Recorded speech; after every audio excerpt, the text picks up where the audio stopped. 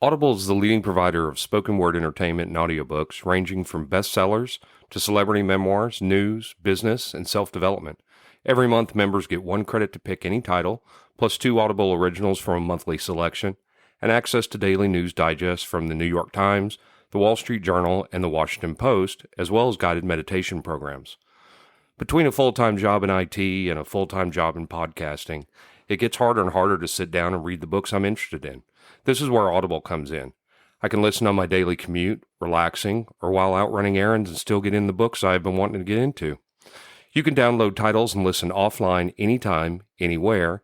The app is free and can be installed on all smartphones and tablets. Now you can try Audible risk-free with a special 30-day free trial by visiting audibletrial.com/nerdery and murdery. That's audibletrial.com/nerdery and murdery.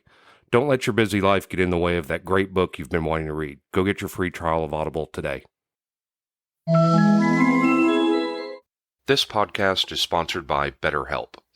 This is Geoffrey, and we've talked about many times before that I experience problems and struggles with my mental health, and really without a healthy mind, being truly happy and at peace is hard. The good news is therapy does work. It's helped for me, but what is therapy exactly? It's whatever you want it to be. Maybe you're not feeling motivated right now and would like some tools to help. Or maybe you're feeling insecure in relationships at work, or you're not dealing well with stress. Whatever you need, it's really time to stop being ashamed of normal human struggles, and it's time to start feeling better because you deserve to be happy. And now you don't have to worry about finding an in-person therapist near you to help. BetterHelp is a customized online therapy that offers video, phone, and even live chat sessions with your therapist, so you don't have to see anyone on camera if you don't want to. It's much more affordable than in-person therapy, and you can start communicating with your therapist in under 48 hours. So join the millions of people who are seeing what online therapy is really about. It's always a good time to invest in yourself because you are your greatest asset. And there's a special offer to Nerdery and Murdery listeners. You can get 10% off your first month of professional therapy at betterhelp.com/nerdery and murdery. That's betterhelp.com/nerdery and murdery. Thanks again to BetterHelp for sponsoring this podcast. Why do Star Wars nerds hate this movie so much? I don't get it. I don't think everybody does.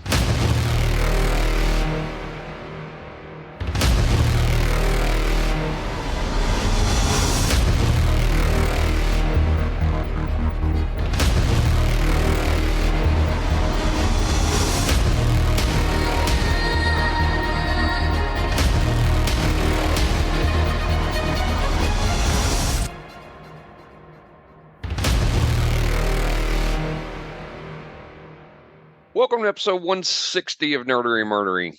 Big 160. I'm Zig with your nerdery. And I'm Geoffrey, the Murdery. Welcome to another week, the highs and lows and the ups and downs, the good and the bad and the nerd and the murd.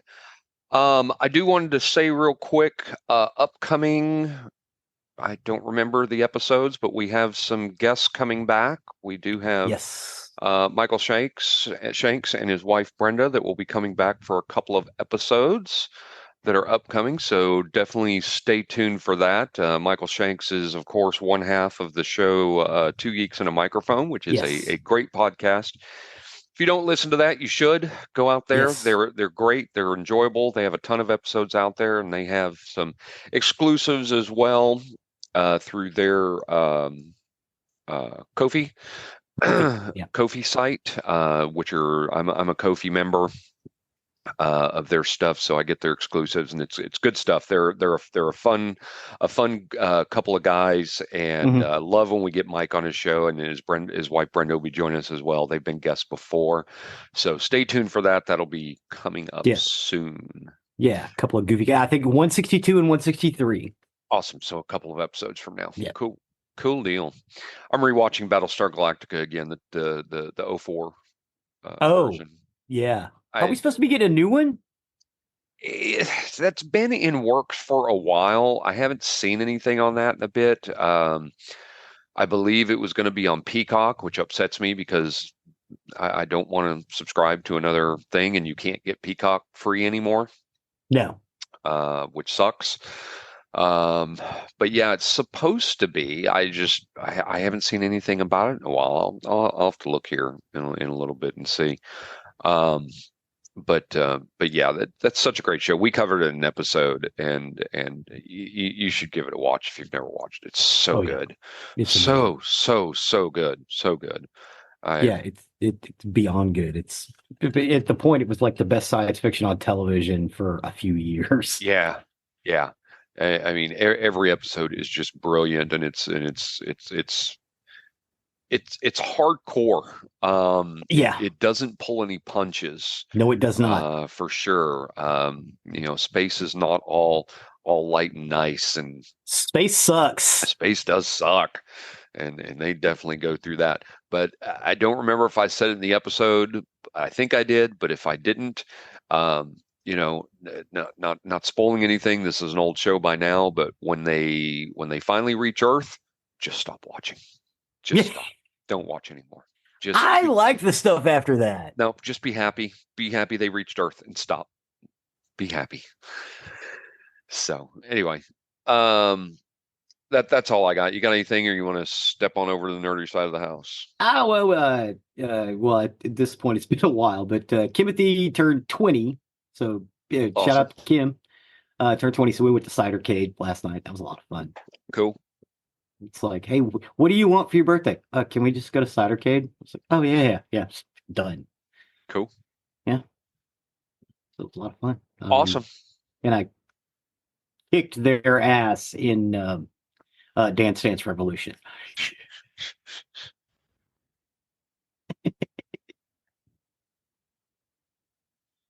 So let's talk about this because again, there's a lot of Star Wars nerds that don't like this movie, and I don't know why.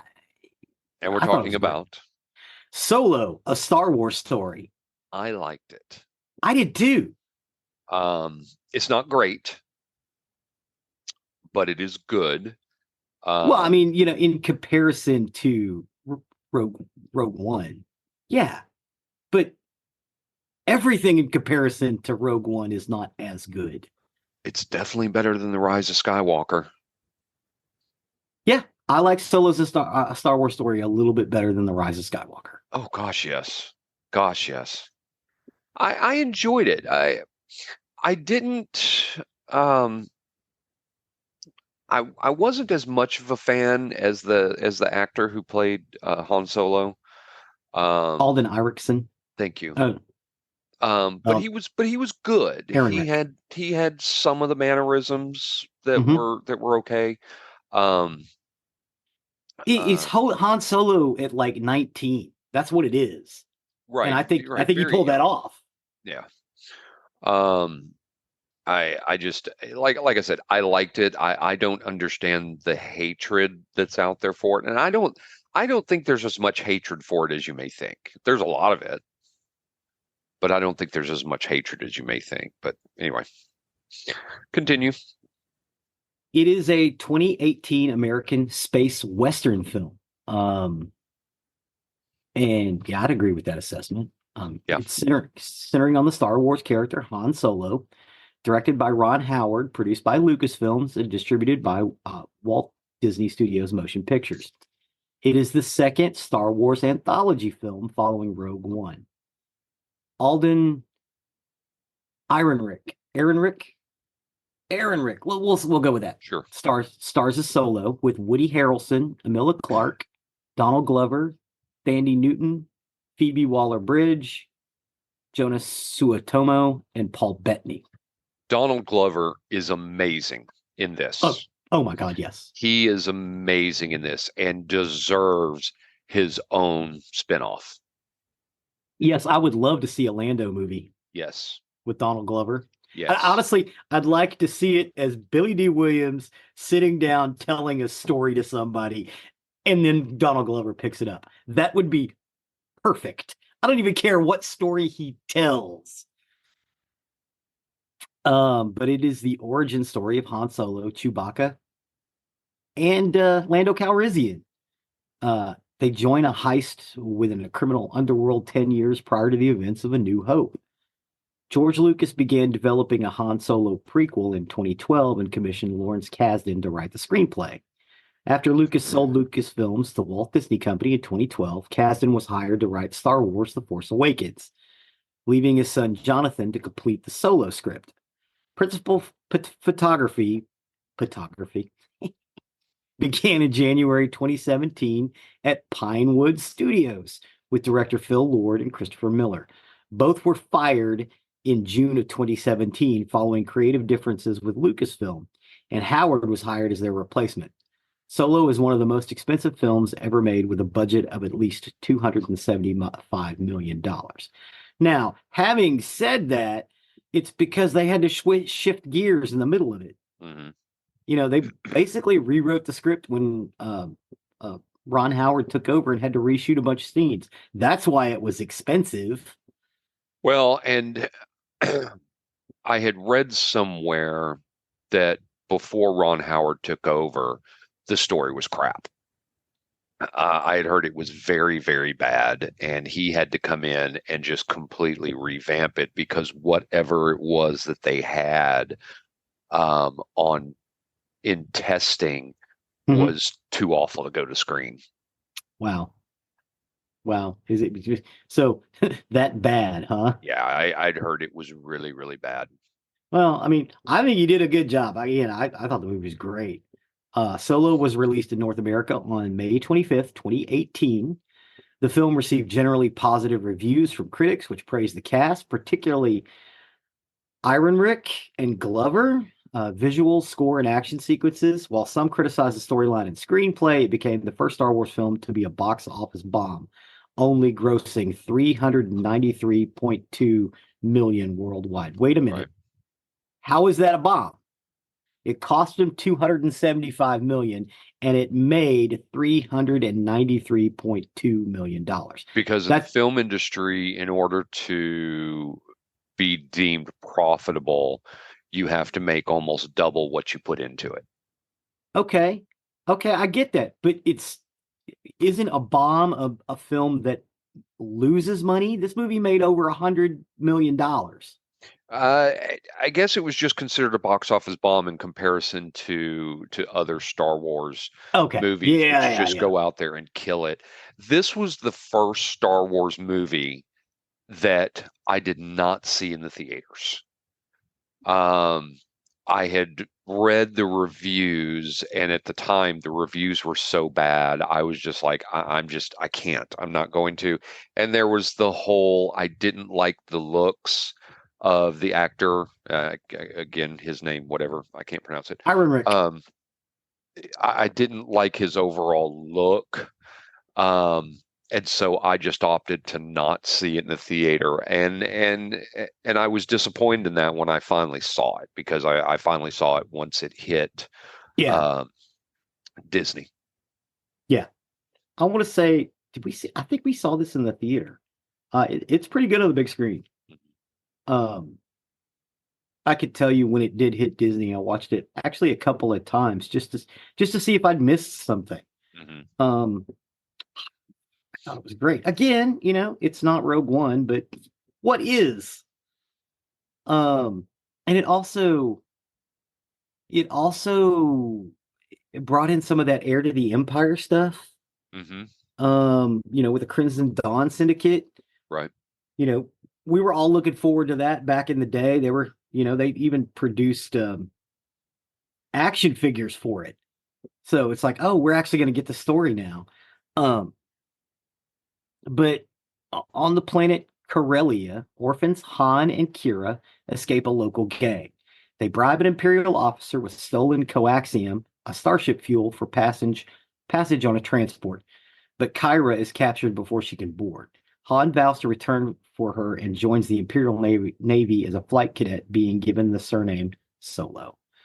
That opening sequence on Corellia, and how the Empire is starting to oppress people, is pretty key. And you pick that up in the Andor series, which is happening just a little later. And the same with um, the Obi-Wan series. Mm-hmm. How even though Corellia is ostensibly part of the Empire, Corellia has always been able to do things on its own. Corellia is I don't want to say it's an outer system because it's not, but it's not. It's always had its own way of doing things. It did, and I mean they had their own um, security force, Corsac, Mhm. that were largely embedded with the Empire.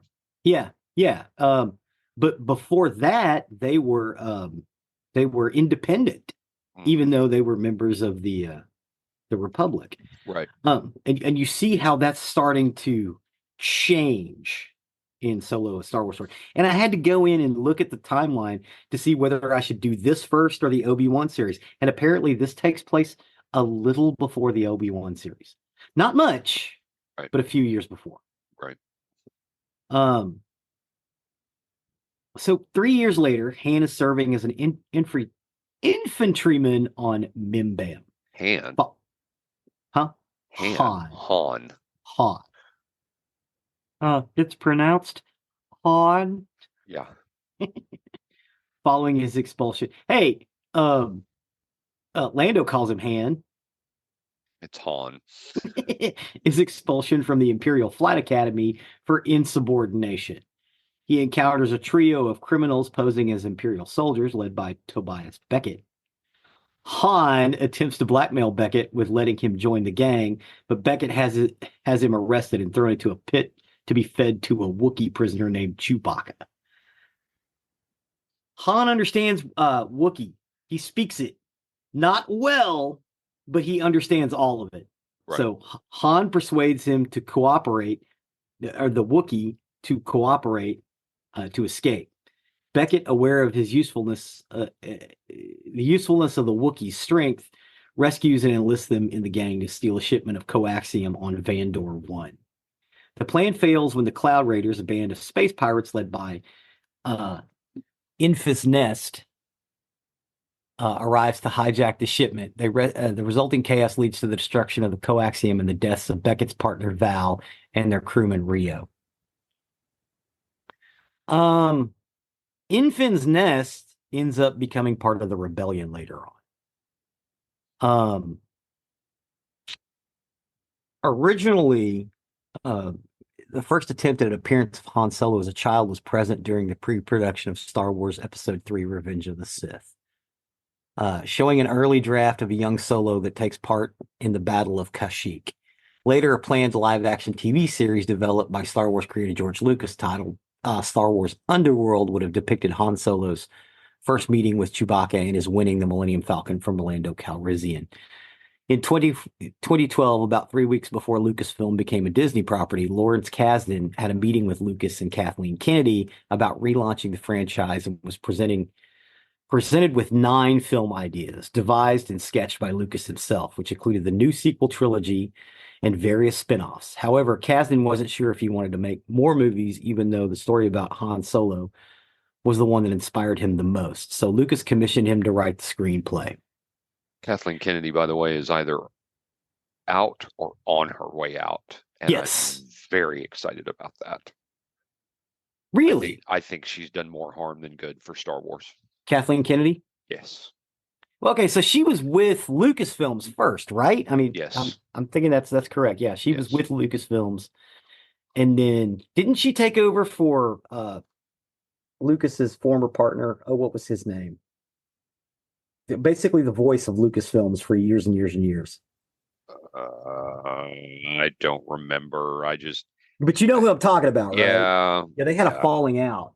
Yeah, she's done a lot of harm. I'm glad she's out because you've now got Favreau and what's it's in charge now. Oh my God. Yeah, I know who you're talking about. Damn it. Dave Filoni. Dave Filoni. Yeah, you've got them in charge now. And that makes me happy. I haven't watched any of Acolyte yet. Oh my God. but I can't. I'm letting that one go ahead and drop it all because I want to binge that one. You would have binged that one? Yeah. Yeah, I watched the first two episodes of The Acolyte. Um, Don't give anything away to me.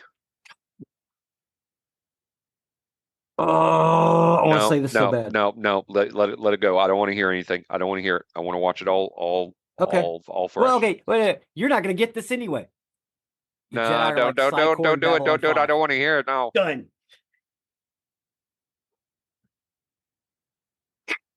I didn't hear it, thankfully, and I don't want to hear it. I don't want to know anything. Not yet. uh, my favorite is the meme of two Really? kids playing with Star Wars toys about Favreau and Dave Filoni. Hmm. It's two kids screaming, playing with Star Wars toys. It's like John Favreau and Dave Filoni in a project meeting for Star Wars, and they're just playing with their toys, yelling. I haven't seen that. It's pretty cute. Um, After Lucas sold the company to Disney in 2012, Kasdan was hired to help finish the script for Star Wars: The Force Awakens. And this is where he let his son, Jonathan Kasdan, in charge of writing Solo. In February 2013, Disney CEO Bob Iger confirmed the development of Star Wars standalone films, one written by Lawrence Kasdan and his son. Shortly thereafter, it was reported that Disney was working on a film featuring Solo. Disney CFO J. Rosolo described the standalone film as an origin story. In July, Lucasfilms announced that an anthology film focusing on how a young Han Solo became the smuggler, thief, and scoundrel whom Luke Skywalker and Obi-Wan Kenobi first encounter in the cantina at Mos Eisley would be released on May 25th, 2018. Oh, hey, they actually made that date. These films were supposed to be released after The Force Awakens, but the temporary departure of Kasdan led to the first development of the spin-off Rogue One, and the project was to be directed by Phil Lord and Christopher Miller. Kathleen Kennedy would serve as producer with Lawrence Kasdan and Jason McGatlin as executive producers. Filming began on January 30th, 2017, again at Pinewood Studios under the working title Star Wars Red Cup. By February 10, the film had spent $54.5 million on production.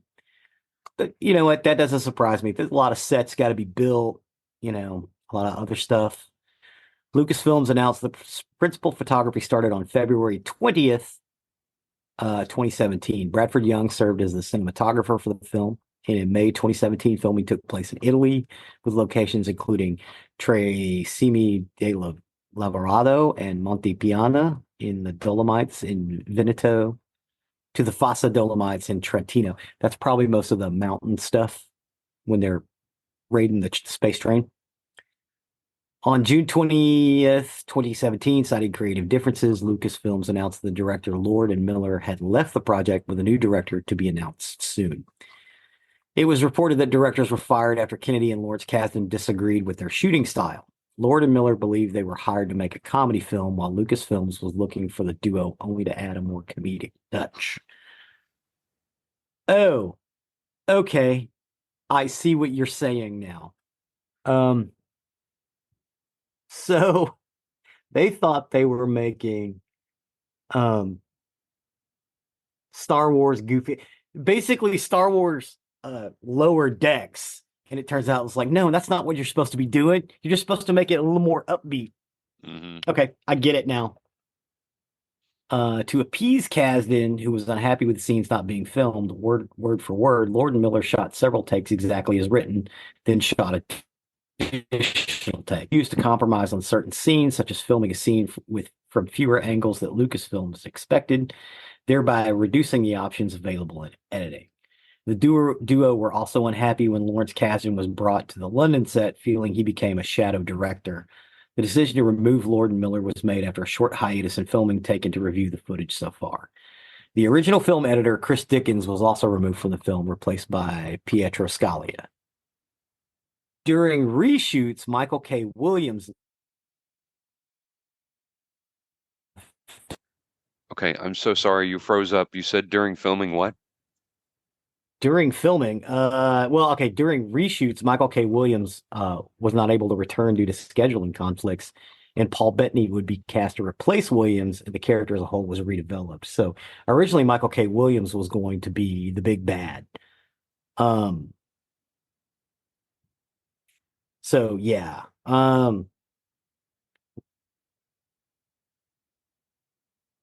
So the two guys that were directing, they were basically essentially fired. And it was reported that Ron Howard, who was previously collaborated with Lucas as an actor in American Graffiti and a director in Willow, was a frontrunner to step in as director. Howard had turned down the offer to direct Star Wars Episode One: The Phantom Menace. Joe Johnston and Kasdan were also considered, though in regards to Kasdan, Directors Guild of America rule states that a replacement for a director may not be somebody already involved with the production. 2 days later, it was announced that Howard would take over directing for the remaining 3.5 weeks of scheduled principal photography, as well as scheduled 5 weeks of reshoots. Howard wrote, "I'm beyond grateful to add my voice to the Star Wars universe. I hope to honor the great work already done and help deliver on the promise of Han Solo film." Howard was expected to arrive in London on June 26th to complete filming. During the reshoots, actor Michael K. Williams was unable to return to the production due to a schedule conflict with filming the Red Sea driving resort, resulting in his part being redeveloped and recast with Paul Bettany. I would have liked to see what Michael K. Williams could have done. I really love that guy. So in March 2018, after it was reported that Howard had reshot around 70% of the film, it was announced that Lord and Miller would not challenge for director credit, instead agreed to executive producer credits. The duo did see an early cut of Howard's film and provided him with their feedback. Post-production wrapped on April 22nd, 2018. I don't see the clunkiness of this, because usually when you switch horses in the middle of something, you get a clunky film. Like it's like, oh, I can see where they changed directors here. It's like, oh, the lighting is totally different here than it was there, and it's in the same place. Right. I don't get that with this. Couple of things that I did really like about this movie. I like that they showed the Millennium Falcon as new. Yes. With the piece on the front that we always couldn't figure out what was supposed to go there. And see, I never thought that something was supposed to go there. So that was kind of interesting to me to know that something did. That never occurred to me that it was missing something there. I always thought that was the design. I always thought that was what they used to like dock to cargo stuff. Or for pushing cargo around. I never thought about it really. But yeah, I mean, I love the design of the Falcon, but I did like the way it looked, and you get to see why it's so fucked up. Right. Because Han Solo fucks that ship up. Right. Bad. Oh, and Lando was so pissed. But yeah, that's how you go from a nice, beautiful, pristine ship to not, is making the Kessel run at 12 parsecs. Because you're not supposed to be able to do that, because it's highly dangerous, because it's surrounded by black holes. Mm-hmm. You're supposed to take a specific route through it, but Han figured he could do it without it. And I love that the droid that they had ended up becoming the hyperdrive. Yes. Yeah, I really enjoyed that. I thought that was great. Which explains a lot in the films later on why the hyperdrive was always going out. It's like, yes, this can't be that great of a ship if the hyperdrive. No, the hyperdrive's not going out. It's a sentient robot that controls it, and sometimes she doesn't want to do stuff. Right. Which is amazing.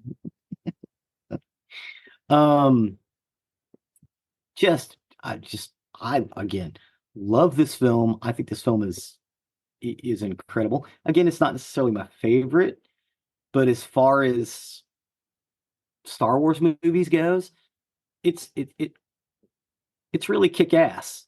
I love it. I love the acting. I love the script. I love the story.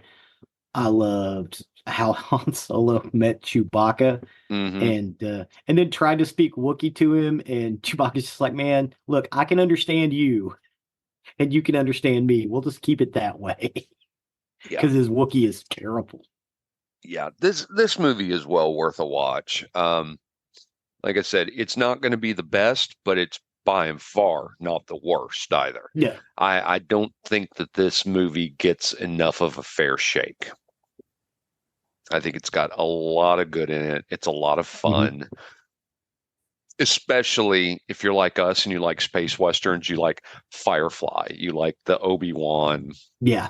series. A good space western to me is great, as long as Yeah. it's good. There can be space westerns that aren't very good. Yes. I didn't think Cowboys and Aliens was that good. No, it wasn't that good. Um, you Comic was know, all right. which one? The comic for Cowboys and Oh, Aliens was oh, all I right. never read the comic, It was but all this is a right. good space western. There's a lot of really good about this movie, and there's a lot of fun for Star Wars fans in this movie. Yeah. I would definitely give this one a watch.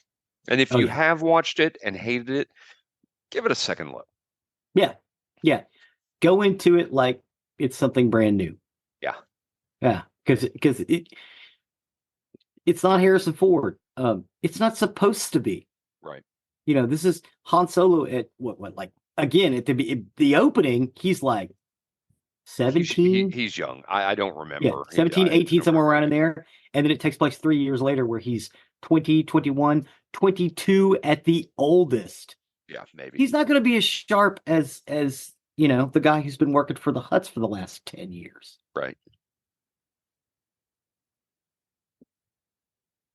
But yeah, that's about it for Solo, a Star Wars story. Other than if you haven't seen it, check it out. Don't listen to the naysayers. Make up your mind for yourself. Yep. Next, we'll be doing Obi-Wan. Yes, Obi-Wan will Awesome. be next in the Star Wars Fantastic. canon. And I want to say for Star Trek, I think the next thing we're doing is um the series with Pike. With Pike? Yeah, the series with Pike. Strange New Worlds? Strange New Worlds. I always want to call it something else. Strange New Worlds. Strange New Worlds. Awesome. Well, I appreciate that. With that, we'll step over to the murdery side of the house. Murder. For today, I got my information off Medium, Oxygen, Michigan Live, ABC News Tampa Bay, and The Guardian. This was an interesting subject matter that I found. These are cold cases that were solved by the internet. What? We've talked about in many episodes, if you see something, say something. Yes. That can be done through many means, but one of those is as you're searching the internet, and all of these cases were solved through the use of technology. The internet's revolutionized many aspects of life, including how we solve crimes. With access to large amounts of information, the ability to unite individuals from different parts of the world, it's changed the approach to solving cases, especially those that have gone cold over the years. So these stories are going to explore the disappearances of individuals whose cases were shrouded in mystery, but eventually solved through the efforts of online communities and advancement in digital technology. The first one was known as Lavender Doe. Lavender Doe. On October 29th, 2006, in a secluded area near an oil field in Texas, the body of a young woman was found, which started a very long and mysterious investigation. She was later referred to as Lavender Doe due to the area she was found in and the lack of her identity.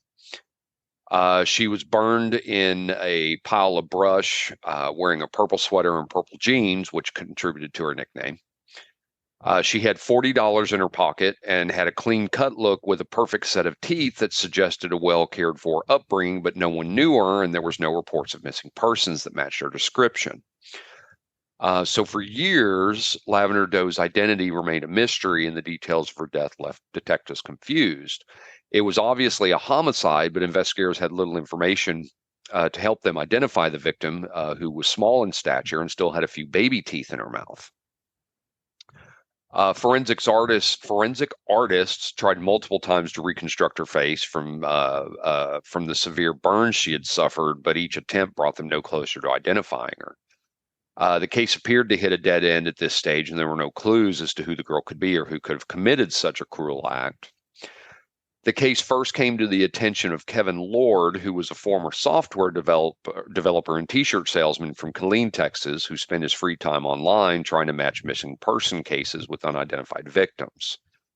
But the case took a significant turn in 2018 when a man named Joseph Wayne Burnett, who had been in jail for another crime, claimed to have killed her. Another woman, Felicia Pearson, disappeared after she was last seen with her ex-con boyfriend, Joseph Burnett. Pearson's body was later discovered in a wooded area that Burnett had been known to take victims to in his past. Burnett already had a known connection to the Lavender Doe case, too. His semen had been found inside the victim. And at the time of the murder, Burnett had been questioned but never arrested. He admitted to having sex with a woman that day whose name he didn't know, but told investigators he had an alibi for the time of the murder. Around this same time, the DNA Doe Project, we've talked about them before, they're a nonprofit organization run by crime enthusiasts online. They decided to take on her case. They were able to gather $1,400 for the more sophisticated DNA profile test and discovered that she was of Czech descent and had a cousin living close by. Lavender Doe was then identified as Dana Dodd, a young woman who had disappeared from her family many years prior. Dana Dodd had a difficult life. Her mother had moved out when she was little, and she struggled to find a place to belong. For a time, she lived with Gad in her early teens, but the relationship hit a rough patch when she got a serious boyfriend at the age of 16. Her half-brother, John Dodd, also took her in, but again, the boyfriend created trouble. So she was on her own again, and she decided to get a job with a magazine company that traveled across the country selling subscriptions. While John tried to dissuade her and encourage her to stay in Florida with him, Dodd was 18 years old and wanted to strike out on her own. And even during their last phone call in the summer of 2006, John had tried to encourage his sister to come home, but she refused. According to Lieutenant Eddie Hope, who investigated the case, the magazine sales world likely introduced the teenager to seedy motels in a, quote, dark world. He said it's just a form of human trafficking. Dodd had been trying to sell magazine subscription in Texas the last day of her life when she met Burnett.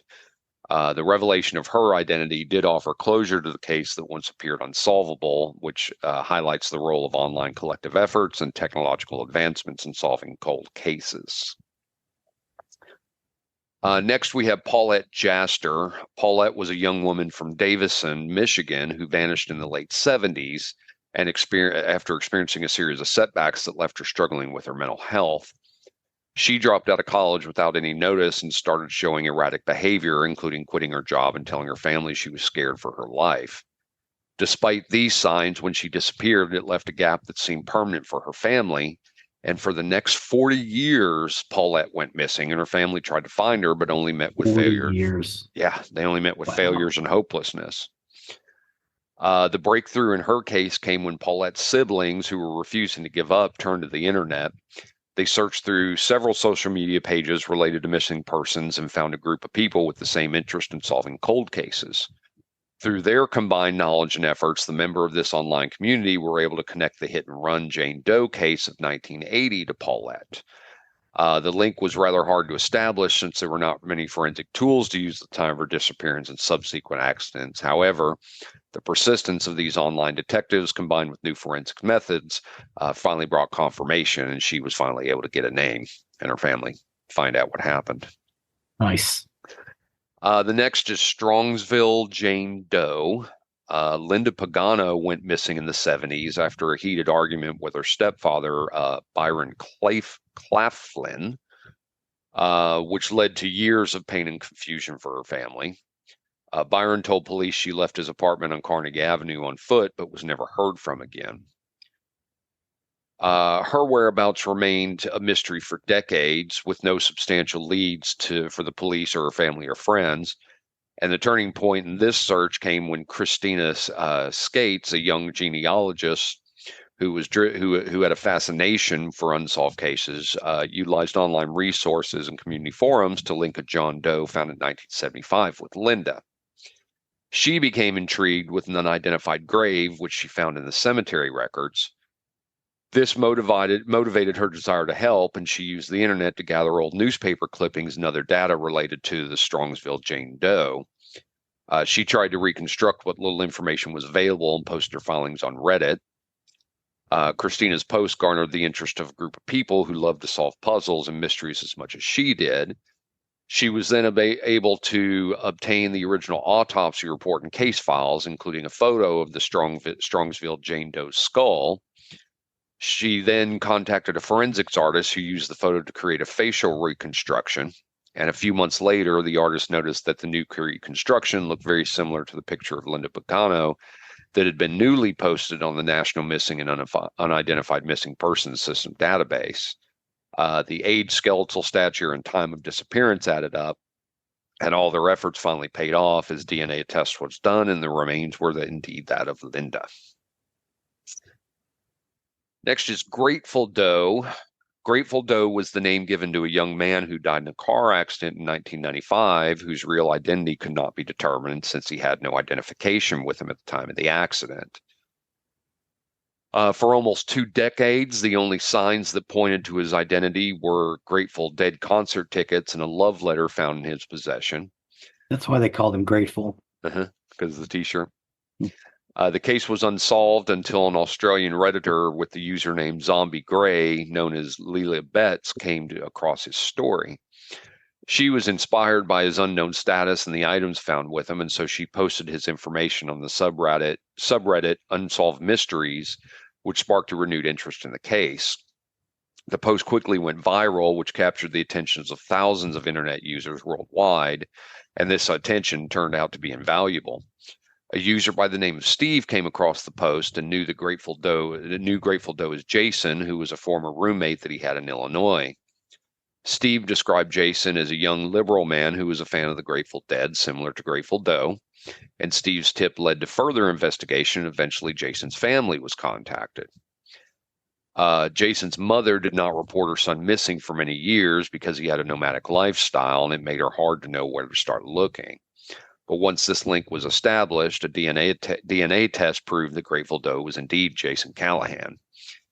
He was 19 when he was killed in Southern Virginia in 95 in a car crash. His injuries made him unrecognizable, and the body was never claimed.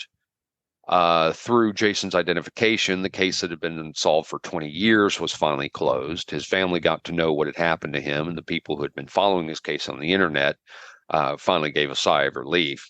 The identification of Grateful Doe's identity is a perfect example of how the internet has helped solve cold cases and how people still want to help strangers, even someone they don't know from the other side of the world.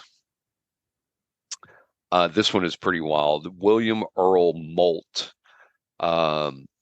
William Earl Moult vanished in 1997, and his seemed to remain a mystery until there was a startling discovery on Google Maps in 2019, which changed everything. Moult was a 40-year-old mortgage broker, and he was reported missing after he left a bar one night and never came home. Around 9:30 p.m. that evening, he had called his girlfriend to tell her he'd be home soon, but it was the last time they ever spoke, and he never made it back. There were initial searches, but there was no evidence of him, and after some time, the case just went cold. And then over 20 years later, in 2019, there was a man who used to live in Moult's neighborhood. He wanted to see his old house on Google Maps, and to his surprise, they noticed what seemed to be a car stuck in the bottom of a pond close to them. So this clue led them to contact the current homeowner, Barry Fay, who used a drone to confirm the presence of the car. Fay called the Palm Beach County Sheriff's Office, who sent deputies to the scene. The car, which was severely calcified and contained Moult's skeletal remains, was recovered by the police. So this was the closure the family was waiting for. The car had actually been spotted on satellite imagery for years, but no one paid attention to it. It's actually been on Google Earth since 2007. Oh, wow. The sheriff's office did tell BBC in 2019 that Molt had probably lost control of his vehicle and driven into the pond, though witnesses said he didn't seem drunk when he left the nightclub. Wait a minute. 1997? Wait, which part? When he disappeared, 1997? Yes. Yes. And he was a mortgage broker? Yeah. Yeah, there were some shenanigans going on about that time. Well, that's true. That's true. And a lot of stuff it ended up coming to light like 10 years later, but I wonder if maybe he didn't drive it on purpose. Right. Yeah, either way, I mean, it's dark in Florida. Yeah. Well, I mean, the oversight shows how new eyes and unconventional methods can help solve cases that have been cold. 22 years that went by. So, this was a short one, but I really found it interesting. The cases that were told really show how important the role of the internet and digital technologies is in solving cold cases. Yeah. Definitely. These cases, it had years of long suffering and diminishing hopes for families, and they were solved with the help of internet communities and technology progress. This ability to connect the dots across decades and miles, it just shows the power of the internet, not just as a tool of communication, but it can give hope to families. Yeah. Closure. Families that are seeking answers. Yeah. Closure for these people who are wondering, are they out there? Are they dead? Where are they? What happened to them? Yeah. Well, and it's the collaboration of strangers from different parts of the globe, and it demonstrates there's a new kind of digital empathy and commitment that goes beyond conventional investigative techniques. Yes. It shows no matter how cold a case may seem, there's always hope that it can be solved. And this is being solved with the power of people and the power of technology. Yeah. There's nothing we can't do when we work together. Right. And as people. Well, in the future of the internet, to solve mysteries in modern society, it continues to increase. There are groups after groups after groups out there that are looking at these cold cases and are trying to get more information and are trying to dig into what happened or who this is, because we have the Doe project that's out there, the DNA Doe project, of people that are completely unidentified, and families need this closure. The internet and technology, as we advanced, it's beginning to shed light on long forgotten events and people, because again, these cases have gone cold, and it's the fact of leaving no stone unturned. Nope. Searching for justice. And, I'll just kind of end that with saying, once again, for our listeners, if you see something, say something. Say something. Go out there to these sites, help out, because you never know when you're going to come across that one case where it's like, hey, I know something here. I know. Hey, there's been a car at the bottom of this pond for 20 years. Right. I wonder if this is that car. Right. Well, or there's a car at the bottom of this pond. Maybe I need to call somebody and say, hey, maybe you need to look at this car that's in the bottom of this pond. There's something weird here. So anyway, I found this fascinating. I had been looking for a subject to cover, and I came across an article about this, and I'm like, this is really cool, and I want to cover this. So I thought this was pretty interesting. Nice. Well, thank you for that. That was really kind of awesome. You bet. So that'll take us to the end of another recording week. As always, you can find more information about us on nerderymurdery.com. That's our hub. That's where you'll find everything for. You'll find not only our episodes, but you can also find our links to what we talk about, pictures from the subjects we talk about, and you can find the link to our YouTube page, which Zig so often updates. Yes, in this particular episode's YouTube page, there are several scenes from Solo: A Star Wars Story, as well as some behind-the-scenes making stuff. So you can kind of take a look and see what we're talking about. Awesome. I appreciate that. You can also find the link to our merchandise page where if you wish to show off your nerdery murdery fandom, you can certainly purchase merchandise from there. Take a look at our store. That along with our patrons, you can find the link to our Patreon where we have patrons that donate to the show. That along with our merchandise does help with the costs that are associated with the show. Both our website and our uploads and everything like that do cost money. So you want to help keep us on the air, please do consider donating to that. We appreciate each and every one of you. Please and thank you. Please and thank you. And last but not least, please don't forget to leave a 5-star review wherever you can. It really helps us and helps others find our content that may be looking for the subject matter we're talking about. So with that, I have been Zig with your nerdery. and I'm Geoffrey with your murdery. Cue the music.